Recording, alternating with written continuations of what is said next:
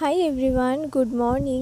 তো আজ হচ্ছে আমার ক্লাস আছে। ক্লাস বলতে আর কি আমার এক্সাম আছে। ওই যে এক্সাম দিতে গিয়েছিলাম, ওই যে আবার যাচ্ছি এক্সাম দিতে। তো যাই হোক, সব কিছু গুছিয়ে এখন আমি নিচে যাচ্ছি। আমি এবার পাগলের মতো যাব না, মা আমাকে চুলটা বেঁধে দেবে।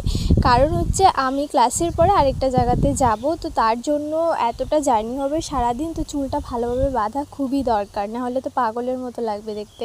আজকে আমি কোনো ভিডিও ক্লিপ নেওয়ার সময় পাইনি, কারণ একটু বিজি ছিলাম আর কি, তাড়াহুড়ো করে বের হয়েছিলাম। তো যাই হোক, তারপরে আমি গাড়িতে এসে বসলাম। বাস পুরো ফাঁকাই ছিল, আমি এসে দেখি আমি একাই ছিলাম বাসে। রিয়েলির যাওয়ার কথা ছিল আমার সাথে, বাট ও আগে চলে গিয়েছিল, কারণ কতক্ষণ আর দাঁড়িয়ে থাকবে বৃষ্টির মধ্যে। তারপরে ক্লাসে এলাম, এখন এক্সাম দিব।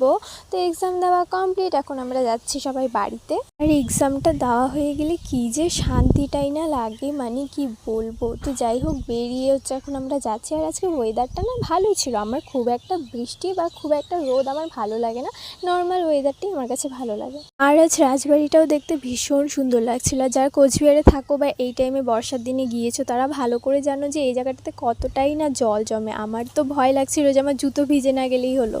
আর আজকে যাওয়ার সময় যেরকম বৃষ্টি ছিল, আসার সময় সেরকমই বৃষ্টি ছিল। বাস থেকে নেমে টোটোতে করে চলেও এলাম। কোথায় এলাম সেটা হচ্ছে তোমাদের সাথে নেক্সট ভিডিওতে শেয়ার করবো। তো ততক্ষণের জন্য সবাইকে টাটা।